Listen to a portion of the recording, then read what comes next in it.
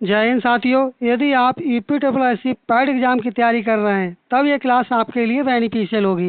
इस क्लास में आप लोग देखने जा रहे हैं जीके जीएस, करंट अफेयर्स और इंग्लिश के क्वेश्चनों का प्रैक्टिस सेट आप लोग लगाएंगे और ये प्रैक्टिस सेट नंबर 9 होगा। चलिए शुरू करते हैं आज की क्लास के लिए। आप लोग क्लास को पूरा देखें क्योंकि ये क्लास आपके लिए महत्वपूर्ण होने वाली है। चलिए पहला प्रश्न अपना आ चुका है। पहला प्रश्न अपना है कि प्रकाश के तरंग दैर्घ्य को मापने की इकाई है। किसकी? प्रकाश के तरंग दैर्घ्य को नापने की। तब इसका सही जवाब क्या होगा? यदि आपको जवाब आ रहा है तब आप कमेंट करते चलेंगे। अब आपको यहाँ पर आपको बताना चाहेंगे जो कैडला होता है, कैडला ये होता है ज्योति तीव्रता का मात्रक। किसका होता है? ज्योति तीव्रता का मात्रक होता है। और एंगस्ट्रॉम जो होता है ये होता है प्रकाश की तरंग दैर्घ्य को मापने की इकाई है इसकी। इस तरह से जो आपका आंसर होगा भाई तो आपका बी वाला ठीक हो जाएगा। यदि आपसे पूछ लिया जाए कि जो डाइन है इससे क्या मापा जाता है, ये किसकी इकाई है, तो ये इकाई जो डाइन है ये इकाई है बल की इकाई। किसकी? बल की इकाई है। और यदि पूछ ले कि फैराडे किसकी इकाई है तब आप क्या कहेंगे? तब आप कहेंगे ये धारिता की इकाई है। किसकी बोलेंगे? आप लोग बोलेंगे धारिता की इकाई है। चारों ऑप्शंस आपके क्लियर हो चुके हैं। चलिए बढ़ते हैं अपने अगले प्रश्न की तरफ। चलिए अगला प्रश्न है कि प्लास्टर ऑफ पेरिस का रासायनिक नाम है। तब इसका रासायनिक नाम क्या होगा? तब इसका रासायनिक नाम हो जाएगा calcium sulphate semi hydrate. B वाला ऑप्शन आपका राइट आंसर होगा। चलिए बढ़ते हैं अपने अगले प्रश्न की तरफ। आपका जो यूपीट्रिपल पैड का एग्जाम होगा उसमें 5 क्वेश्चन आपको साइंस के देखने को मिलेंगे। वही 5 क्वेश्चन पहले इसमें लिए गए हैं। अगला प्रश्न है कि किस अंग को कोशिका का डाकघर कहा जाता है? Very very important question. किस अंग को कोशिका का डाकघर कहते हैं? तो ये बेसिकली कहते हैं गाल्जी का उपकरण के लिए क्या कहते हैं? कोशिका का डाकघर कहते हैं। चलिए अगला प्रश्न है अपना कि अगला प्रश्न है कौन सा रोग आहार में प्रोटीन की कमी से होता है? आपको अभी बताना है कि प्रोटीन की कमी से कौन सा रोग होता है। तो ये जो बेसिकली जो रोग होता है ये होता है क्वासिरकोर, लेकिन ये जो पाया जाता है सबसे ज़्यादा बच्चों में पाया जाता है। और स्कर्वी किसकी कमी से होता है? आप कमेंट करके बताएं स्कर्वी किसकी कमी से होता है। चलिए बढ़ते हैं अपने अगले प्रश्न की तरफ। अगला प्रश्न अपना है कि अगला प्रश्न है फलों में पाए जाने वाले घुलनशील फाइबरों में से कौन सा खाना पकाने और बेकिंग में एक थिकनर के रूप में उपयोग किया जाता है? तब ये किया जाता है आपका पेक्टिन। बी वाला ऑप्शन राइट आंसर हो जाएगा आपका। चलिए बढ़ते हैं अपने अगले प्रश्न की तरफ। ये मैथ के क्वेश्चन हैं, इनके लिए सेपरेट अलग से क्लास लेकर के आएंगे आपके लिए, क्योंकि ये इनका भी सॉल्यूशन करेंगे तब क्लास लंबी हो सकती है। चलिए आपको क्लास कैसी लग रही कमेंट करके आप लोग अवश्य बताएं। और आपका किसी प्रकार का कोई सजेशन है या फीडबैक हो तब भी आपको कमेंट करके अवश्य बताना है। चलिए अगला प्रश्न है एक मुलाकात कहानी की कथाकार कौन है? तो इसके कथाकार कौन है? आप इसका सही जवाब लगाएंगे ऊषा राजेश सक्सेना, क्योंकि इससे संबंधित एक क्वेश्चन या 2 क्वेश्चन पूछ लेता है एग्जामिनर। यूपीट्रिपल पैड के एग्जाम में हर साल पूछता है। अगला प्रश्न है कि अमित और अमित शब्द युगों का सही अर्थ है। इनका अर्थ पूछ लिया गया। इनका अर्थ क्या होता है? देखिए जो अमित होता है, अमित माने होता है बहुत, और अमित माने होता है शत्रु। इस तरह से आपका डी वाला जो ऑप्शन होगा यही आपका सही जवाब होगा। चलिए बढ़ते हैं अपने अगले प्रश्न की तरफ। ये जो क्वेश्चन आप देख रहे हैं ये हिंदी के क्वेश्चंस हैं। 8 कनौज या 9 चूल्हे लोकतिक का अर्थ क्या होता है? बताएं क्या अर्थ होता है इसका? तो इसका अर्थ होता है अलगाव की स्थिति।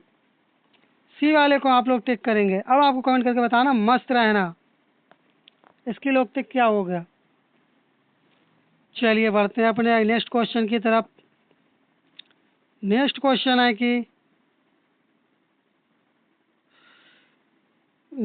है कि खिड़की खोलने से प्रकाश आएगा, इस वाक्य में किस प्रकार की अशुद्धि है? तो ये तो आपका हो गया वाक्य, ठीक, यहाँ से लेके यहाँ तक। अब इसमें पूछ क्या लिएगा अशुद्धि कौन सी है? तो अशुद्धि बताना है, तो अशुद्धि कौन सी हो जाएगी? कारक संबंधी अशुद्धि है। और कौन से कारक संबंधी अशुद्धि है? आप कमेंट करके बताएं कौन सी अशुद्धि है। और अंत में आपको कमेंट करके बताना कि आपने कितने प्रश्नों का सही जवाब लगाया था। चलिए अगला प्रश्न, निम्नलिखित में से किसके नाम प्रायः पुल्लिंग होते हैं? कितना इजी क्वेश्चन पूछा गया कि किसके नाम पुल्लिंग होते हैं। ये होते हैं समुद्रों के नाम। चलिए अगला प्रश्न, अब जो क्वेश्चन आप देखेंगे, आपको एक पैराग्राफ दिया जाएगा ईपीएससी पैट के एग्जाम में, जिससे 5 क्वेश्चन पूछे जाएंगे लमसम। तो पैराग्राफ आप देख लेते हैं। इसके लिए इसमें पूछा गया कि read the passage given below and answer the questions. The follow questions number 16 and 17, 16-17 का आपको जवाब देना है। पढ़ें आप लोगों, फिर उसके उपरांत इसका जवाब दें आप लोग। Which kind of noun is Gangapur. तब इसका सही जवाब क्या होगा? तब आपका इसका सही जवाब हो जाएगा, क्या हो जाएगा? Proper noun. क्या हो जाएगी? प्रॉपर नाउन हो जाएगी। इस तरह से डी वाले को आप लोग टिक करते चलेंगे। चलिए अगला प्रश्न है, अगला प्रश्न है कि which part of speech is the brave.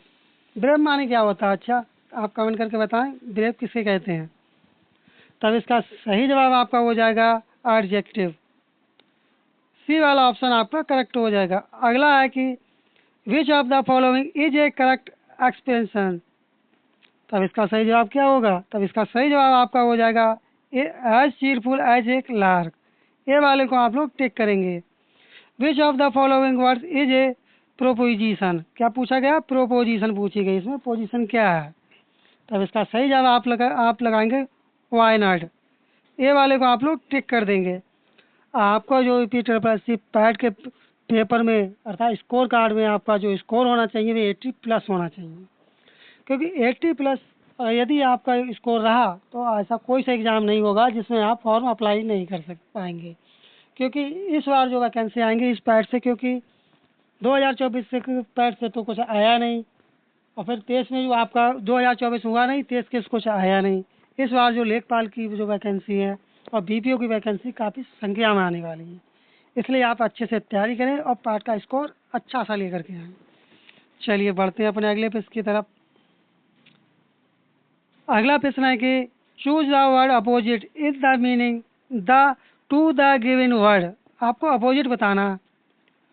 किसका बताना आपको अपोजिट? फ्रेलिटी का। तो इसका अपोजिट क्या हो जाएगा? इसका सही जवाब आपका हो जाएगा स्ट्रेंथ। बी वाले को आप लोग टिक कर देंगे। चलिए बढ़ते हैं अपने अगले प्रश्न की तरफ। अगला प्रश्न अपना है कि ये अपना जो क्वेश्चंस जब ये वाले जो आ रहे हैं ये अपने क्वेश्चन जो होंगे करंट अफेयर से होंगे, बिल्कुल अपडेटेड करंट अफेयर क्वेश्चन देखने को मिलेंगे। और आपको इसी क्लास से बहुत सारे क्वेश्चंस आपके यूपीएससी पैट के एग्जाम में आपको देखने को मिलेंगे। इसलिए आप लोग क्लास को पूरा देखा करें, कहीं से भी स्किप ना किया करें। हो सकता है कोई जो क्वेश्चन आए वही आपसे मिस हो जाए। चलिए शुरू करते हैं। International big cat alliance IBCA का मुख्यालय किस देश में स्थित है? एक क्वेश्चन तो आपके लिए मुख्यालय से संबंधित जरूर देखने को मिलेगा। तब इसका सही जवाब क्या आप लगाएंगे? तब आप इसका सही जवाब लगाएंगे भारत में। किसका मुख्यालय? IBCA का मुख्यालय कहाँ स्थित है? इसका मुख्यालय स्थित है भारत में, अपने भारत में।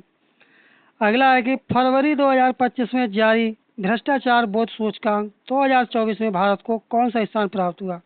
वेरी इंपॉर्टेंट क्वेश्चंस, क्योंकि इस क्लास में जो MCQ टाइप के क्वेश्चन लिए गए हैं और उन्हीं क्वेश्चनों को आपके लिए प्रैक्टिस सेट के माध्यम से प्रोवाइड कराए जा रहे हैं। यदि आप इस क्लास की PDF प्राप्त करना चाहते हैं तब उसका लिंक डिस्क्रिप्शन बॉक्स में लगा दिया जाता है, वहाँ से आप प्राप्त कर सकते हैं। तब इसका सही जवाब क्या होगा? कमेंट कर दें आप लोग जरा, इसका सही जवाब क्या होगा?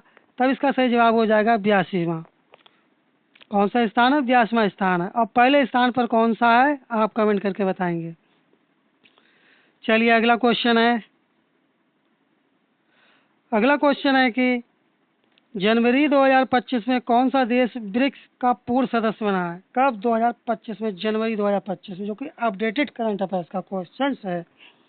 तब इसका सही जवाब आप लोग देंगे, आप देंगे इंडोनेशिया। बी वाला ऑप्शन आपका राइट आंसर हो जाएगा। अगला है कि आयकर अधिनियम 2025 में कुल कितनी अनुसूचियां हैं, कितनी पूछी, कुल अनुसूचियां पूछी गई हैं। तब इसका सही जवाब हो जाएगा 16। सी वाले को आप लोग टिक कर देंगे। चलिए अगला क्वेश्चन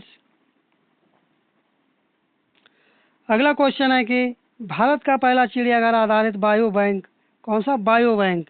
इस तरह के क्वेश्चन अक्सर पूछता है यूपी पैट कहाँ पर स्थापित किया गया है। ये भी वेरी वेरी इंपॉर्टेंट क्वेश्चन है। तब इसका सही जवाब होगा पदजा नायडू हिमालयन प्राणी उद्यान दार्जिलिंग। सी वाला ऑप्शन आपका राइट आंसर होगा। चलिए अगला क्वेश्चन है, विश्व का पहला 3D प्रिंटिंग ट्रेन स्टेशन किस देश में बनाया गया। Very very important question. तो इसका सही जवाब हो जाएगा आपका जापान ने बनाया, जापान में बना। अगला है कि मार्च 2025 में कौन सा देश विश्व का दूसरा सबसे बड़ा चाय निर्यातक देश बन गया है। दूसरा पूछा गया है, तो दूसरा कौन सा हो जाएगा, सबसे बड़ा बन गया है। तो इसका आप सही जवाब देंगे भारत बन गया। और फर्स्ट पे कौन है, कमेंट करेंगे आप लोग।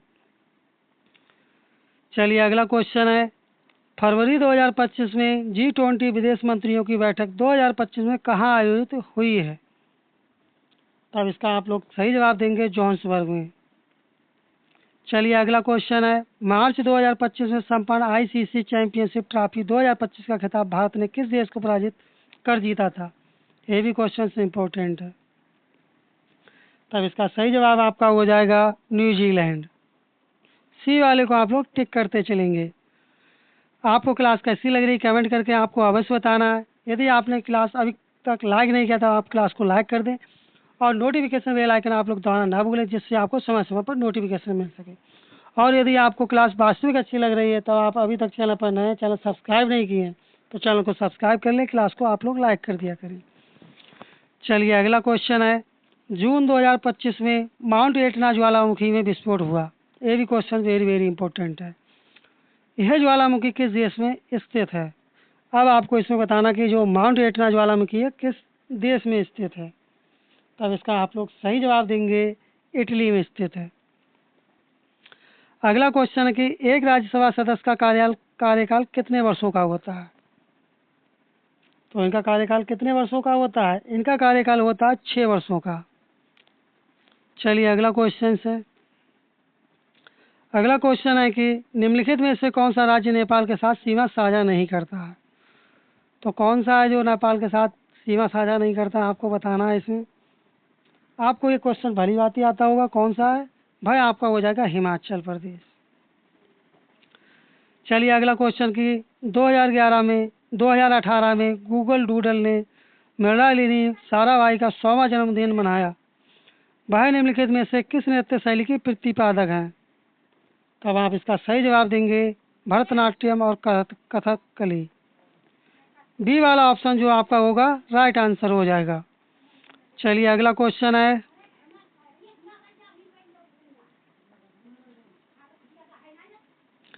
अगला क्वेश्चन है कि माई कंट्री माई लव आत्मकथा है। बताएं आप लोग ये किसकी आत्मकथा है, किसके जीवन परिचय है, किसकी जीवनी है, जिसमें लिखा हुआ सारा जीवन का वर्णन है इसमें। तो आप इसका सही जवाब देंगे आप लोग LK आडवाणी अर्थात लाल कृष्ण आडवाणी। चलिए बढ़ते हैं अगले पेज की तरफ।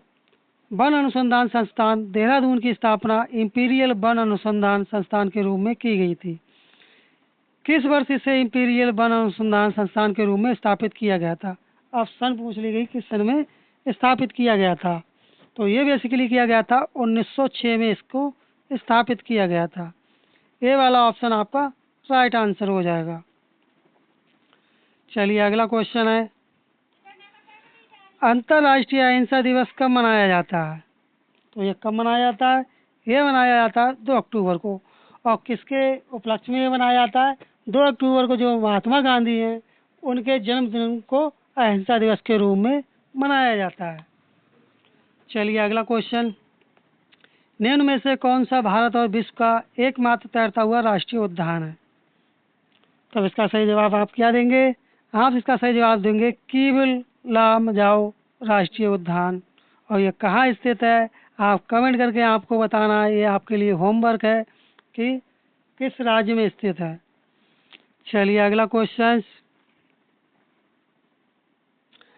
अगला क्वेश्चन है कि यूरोपीय आर्थिक समुदाय का मुख्यालय है, तब ये कहाँ स्थित है? तब इसका मुख्यालय स्थित है आपका ब्रुसेल्स में। ए वाला ऑप्शन आपका राइट आंसर हो जाएगा। चलिए अगला क्वेश्चन है, निम्नलिखित में से कौन सा एक सुमेलित नहीं है? क्या पूछा गया? कौन सा एक ऐसा है जो सुमेलित नहीं है? आपको बताना चाहेंगे कि जो कोपेनहेगन है ये डेनमार्क, बर्लिन किसकी राजधानी है? आप कमेंट करके बताएंगे कि बर्लिन किसकी, कोपेनहेगन तो डेनमार्क हो गई, ठीक है। बर्लिन किसकी राजधानी है? और यही आपका सही जवाब हो जाएगा, क्योंकि यही आपका सुमेलित नहीं है। और पेरिस किसकी राजधानी है? फ्रांस की राजधानी है। ओस्लो किसकी राजधानी है? नॉर्वे की। लेकिन जो बर्लिन है ये किस देश की राजधानी है? तो आप लोग कमेंट करके बताएंगे कि बर्लिन जो राजधानी है किस देश की है, क्योंकि राजधानी से संबंधित और मुद्रा से संबंधित एक क्वेश्चन आपके पेपर में EPSS पैट के एग्जाम में देखने को अवश्य मिलने वाला है। चलिए अगला क्वेश्चन देख लेते हैं। अगला क्वेश्चन है, ये आपकी सूची फर्स्ट दे रखी है, ठीक है, और ये सूची सेकंड दे रखी है। अब सूची फर्स्ट में क्या दे रखा है? राज्यों के नाम दे रखे हैं। और सूची सेकंड में क्या दे रखा है? उनकी जो कोई फेमस, जैसे कि ऊटी, पहाड़, ओली, इस तरह से आपके दे रखे हैं। तो आपको इसमें मैच करना कि कौन सा किस राज्य में पाया जाता है। तब आप इसका सही जवाब क्या देंगे? कमेंट करके आप लोग बताएं इसका सही जवाब क्या होगा। बताएं आप लोग कमेंट करके इसका सही जवाब क्या होगा। देखिए जो हिमाचल है, क्या कहेंगे? जो हिमाचल है तो इससे तो आपको कीलांग हो जाएगा, ठीक। तो आपका ए का तो हो जाएगा, आपका तीसरा हो जाएगा, ठीक। और जो आपका जो उत्तराखंड है, उत्तराखंड से क्या संबंधित है? ओली संबंधित है। तो बी का आपका हो जाएगा, बी का क्या हो जाएगा? पहला वाला ठीक हो जाएगा। अब सी वाले को आप लोग देख रहे हैं, कर्नाटक का संबंध किससे है? तो कर्नाटक का संबंध है चिकमंगलूर से। आप नाम में ही छुपा छुपा होगा, मंगलोर, मंगलौर या चिकनमंगलूर, इस तरह से। तो सी का आपका हो जाएगा चौथा वाला हो जाएगा, ठीक। सी का चौथा वाला हो जाएगा। और डी का क्या आपका हो जाएगा? तमिलनाडु में क्या हो जाएगा? ऊटी। तो आप लोग डी का क्या आपका हो जाएगा? डी का आपका हो जाएगा दूसरा वाला। अब आपको देखना है कि यह वाला जो आप देख रहे हैं ये कौन से वाले ऑप्शन से मैच खा रहा है। क्या पहले का ए का पहला? ए का पहला नहीं, पहला तो आपका कट जाएगा, ठीक। दूसरे में देखते हैं, ए का तीसरा है, ए का तीसरा। बी का पहला है, बी का पहला है, ठीक। सी का चौथा है, सी का चौथा है। डी का दूसरा, डी का दूसरा। अर्थात जो बी वाला जो ऑप्शन होगा यही आपका सही जवाब होगा। आपको क्लास कैसी लगी EPSS पैट प्रैक्टिस सेट 9 की? आपको कमेंट करके बताना है। और आपको किसी भी प्रकार का कोई सजेशन या फीडबैक हो तब भी आपको कमेंट करके बताना है। अब आपको अंत में कमेंट करके बताना कि आपने कितने प्रश्नों का सही जवाब लगाया था या कितने प्रश्न आपको सही आते थे। यदि आप अभी तक चैनल पर नए, चैनल को सब्सक्राइब नहीं किए तो आप चैनल को सब्सक्राइब कर लें, क्लास को आप लोग लाइक कर दिया करें, क्योंकि आपके चैनल सब्सक्राइब करने और क्लास को लाइक करने से हमें मोटिवेशन मिलता है। और जो आपका EPSS पैट का जो एग्ज़ाम है, ये आपका एग्ज़ाम 6 और 7 सितंबर को होने जा रहा है। इसलिए आप अच्छे से तैयारी करें। और अच्छे से तैयारी क्यों करें? क्योंकि इस बार जो लेखपाल और BPO की जो वैकेंसी है वो काफ़ी संख्या में आने वाली है। इनमें आप अप्लाई तभी कर पाएंगे जब आपका पैट का स्कोर कार्ड होगा, वह अच्छा स्कोर होगा, तभी आप लिस्टेड हो पाएंगे। चलिए मिलते हैं जल्दी नेक्स्ट क्लास में, तब तक के लिए धन्यवाद। जय हिंद, जय भारत।